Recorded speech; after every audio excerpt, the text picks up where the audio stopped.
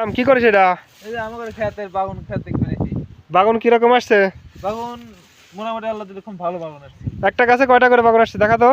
একটা গাছে দেখাচ্ছি, আপনারা দেখেন। হ্যাঁ গনে এই কয়টা? হচ্ছে 2টা 4টা 6টা 6টা, ওই পাশে আছে এই হচ্ছে 8 9টা বাগান মানে তোলার উপযোগী। আর ছোট ছোট আরো আছে। ছোট ছোট আরো আছে। তো এই 9টা বাগানে ওয়েট কতটুকু আসবে, ওজন কতটুকু আসবে? 9টা বাগানে 1 কেজি ওয়েট আসবে। 1 কেজি, 1 কেজি উপরে আসবে। 1 থেকে 1.5 কেজি আসবে। হ্যাঁ 1 থেকে 1.5 কেজি আসবে। একটা গাছ থেকে 1 থেকে আপনার 1.5 কেজি কেজি আছে। দেখাই দেখেন, এই যে গাছ, এই যে গাছটা কিন্তু বাগানের ভারে শুয়ে পড়ছে, পড়ে গেছে। হ্যাঁ শুয়ে পড়ছে, একদম শুয়ে পড়ছে।